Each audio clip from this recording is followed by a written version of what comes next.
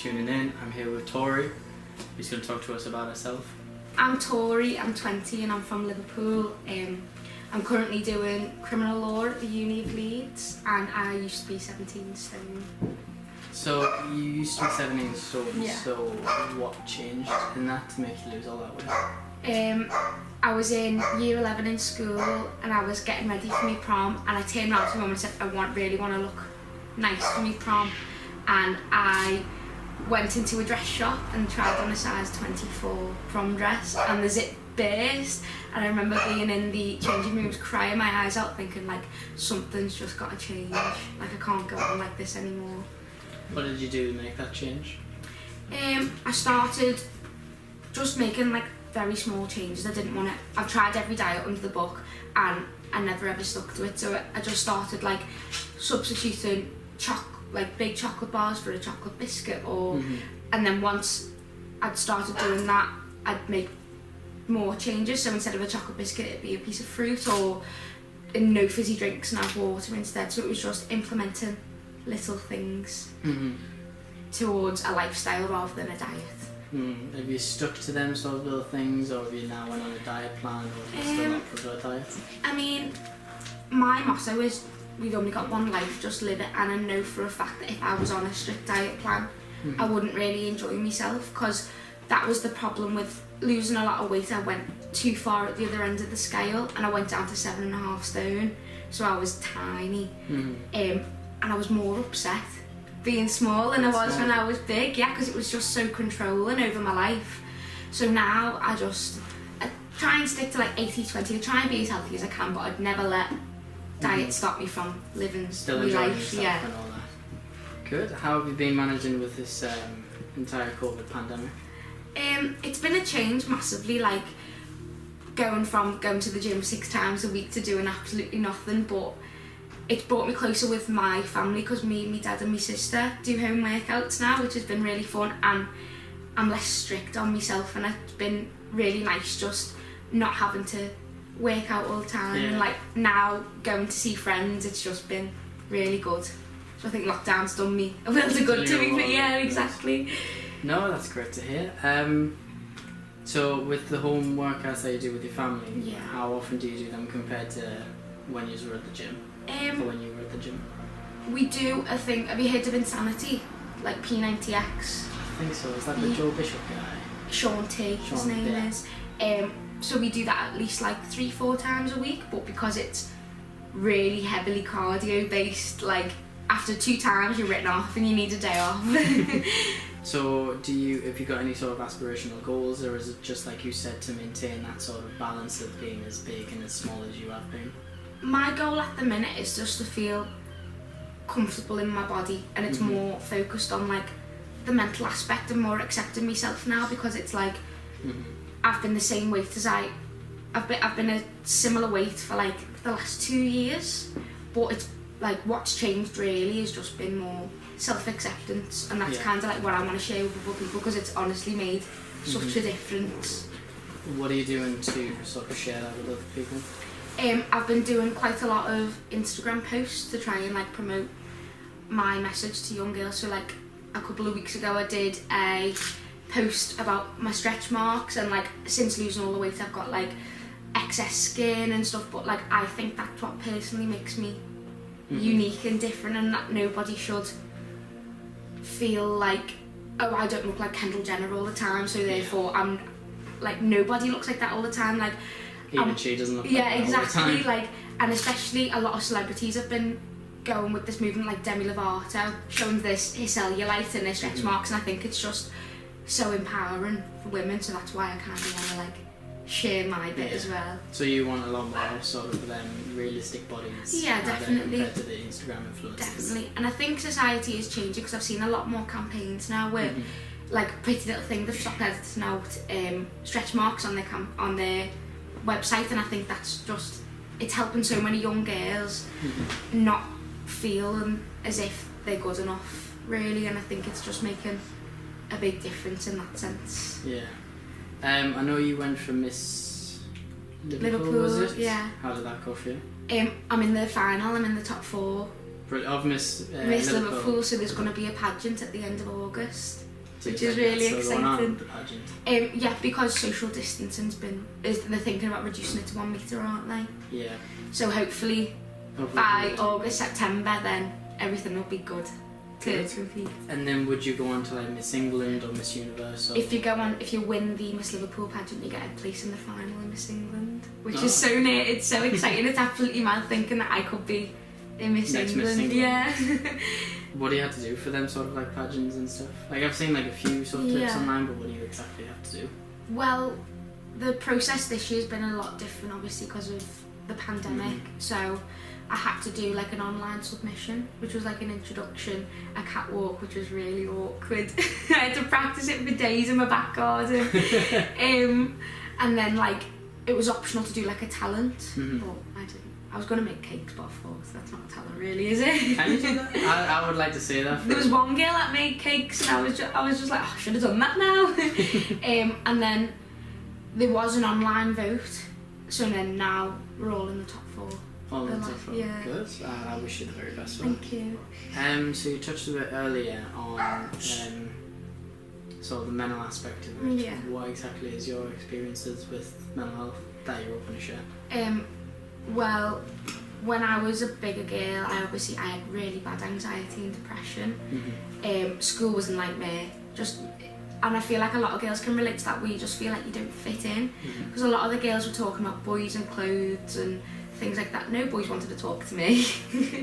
I couldn't fit into the same clothes as all the other girls. They were all going around in Topshop, and I had to go in Forever 21 Plus section, or like I remember buying my first pair of jeans at 16. Never owned a pair of jeans before. Really? Yeah, so it was really hard feeling like you didn't fit in.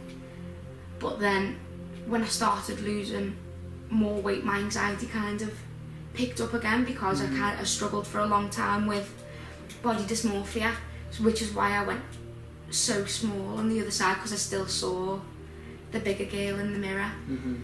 And it's something I've struggled with up until recently, really, because it's been so long. It's kind of taken me all those years to get adjusted to what I've seen in the mirror. So how many years has it been like exactly for you since the first initial I need to change? Yeah. Well, that was when I was 16 and I'm 21 in a month today. So, for a month. So that's what, 4 or 5 years? 4 or 5 years. Yeah, which is mental to think. Do you think you're still affected by the body dysmorphia? I mean, or have you sort of... I feel like everybody kind of struggles with it, really, but I feel like it's just on different... What's the word? Levels? Different levels, yeah. Because I feel like everybody does have their down days where they look in the mirror and go like, oh. Or like girls like when they're bloated, or like, do you know what I mean? But it's definitely less than what it used to be, and I feel like that's because I've been working on more self-love than improving. Trying to be that ideal person. Definitely. I think that's what is good about it, because there's a lot of people who, especially with natural filters, so naturally you'll walk into like the bathroom, for example, and the line's always better in the bathroom. So it sort of gives you, even you in real life without a camera or without a phone, that sort of fake idea of what you look like. And by all means, look exactly how you look in the mirror, but how you see yourself is different. Some days you are feeling a lot better, and you think you look a lot better, and some other days, you know, you might not. Your hair might be a bit flat or a bit scraggly, so you're like, oh, look at me, I'm blue.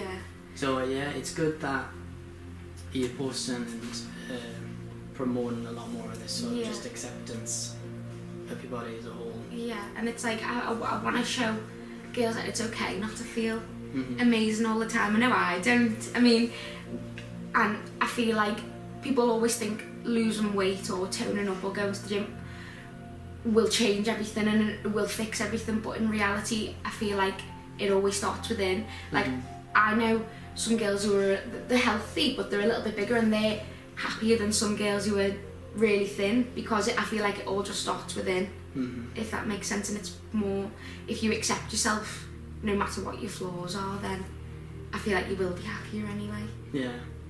So do you use the gym, would you say that's sort of like almost a drug or some medicine just to keep yourself going? Kind of. It used to be my coping mechanism when I was losing a lot of weight, but now it's more for like, I enjoy going and I enjoy the endorphins, and before it'd be like, oh, I haven't gone to the gym today, oh, I feel really bad, but now it's like I go because I want to, not because I have to. Yeah. Because it became sort of like a religion almost. Yeah. It's like a tight-knit community, so like I know everybody in the gym, we're all such close-knit friends, and it's more like a hobby more than anything else now. Good. So what is then the next plans moving forward? You've got, I know, the Miss Liverpool. Yeah. Hopefully then Miss England. What else are you thinking of doing? Currently, I'm training for a 10k. So I'm going to try and run. I didn't think I'll be able to do it. Run 5k with 8 stone on my back, which is the equivalent of what I lost, to show my journey. Mm-hmm. And then doing a 5k without, to show how far I've come. Yeah. And I'm donating all the proceeds to the Little Princess Foundation, I think it is, the Little Princess Trust, which is basically a charity that provides wigs for young people who are going through leukemia, and they give and like cancer treatments and stuff like that, and they give wigs for free, which usually cost over £500 to make because they're custom fitted to each little girl. And I kind of want to dedicate my personal journey in regards to mental health towards these young girls, because I know in my situation I could change everything that I wasn't happy about, but with losing your hair you can't change that. So I want to kind of dedicate my journey, as trivial as it is in comparison, to trying to help, if I can help one young girl improve her self-esteem and mental health going through such a hard time, and that feels so accomplished. But still, as much as you say they're quite different from you losing weight and someone losing their hair, at the same time it is sort of that big effect. You did it for the better of yourself. Yeah. They of course can't change that. They're not going bald because they want to. Yeah. But by you doing that, that's great that you are doing it. Yeah. How are you doing the stolen back thing? You're going to carry one of them green bins that are doing the grain on front? No. My dad's got a friend who works in the gym, and he has 25 kilo weight vests, and I think 8 stone is the equivalent to 50 kilo. So I've got a backpack with a 25 kilo plate as well.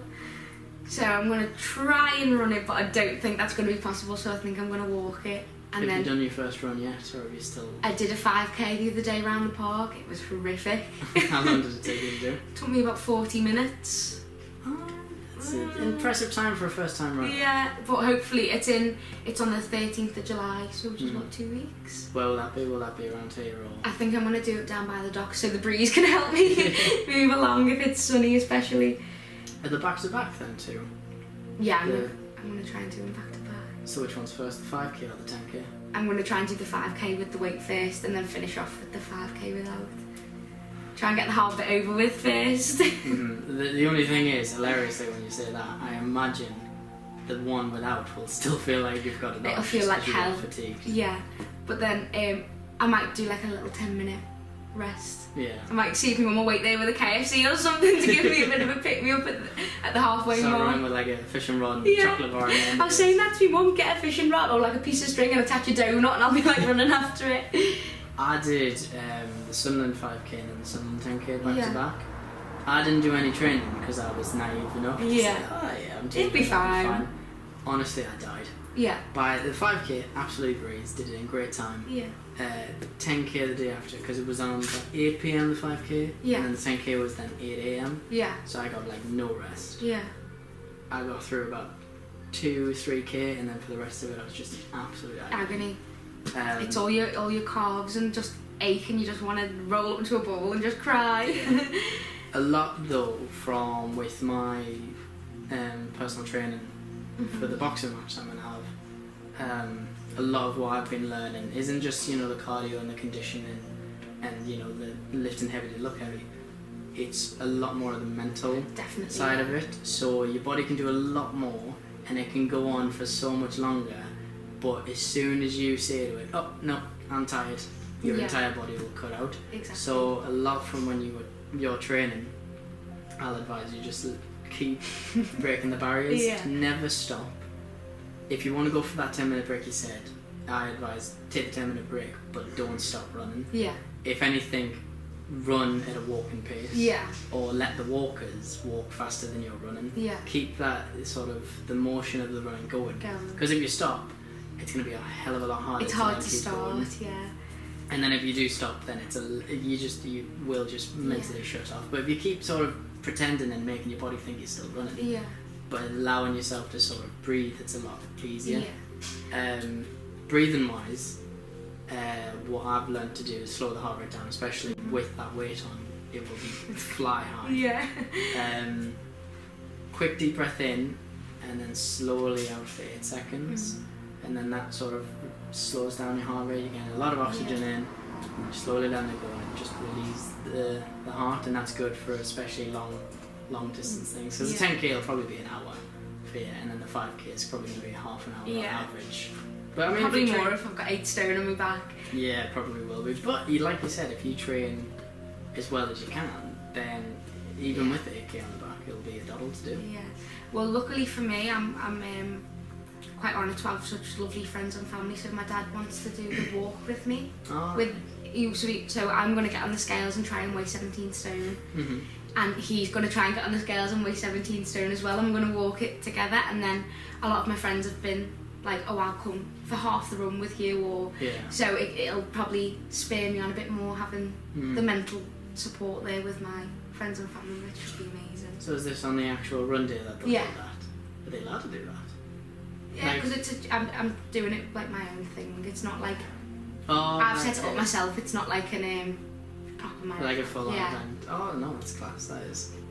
That's mad. The whole doing on it. But I never knew you set up yourself. I thought it generally was like, of course, the Sunderland Factory, what the council sort of organise it. I thought it was a version of Liverpool that do it, but it's all set up yourself. No, I've just set up a GoFundMe page, and I'm just going to document it on my Instagram, and just like halfway through, I'm dying, but I'm going to keep going, everyone.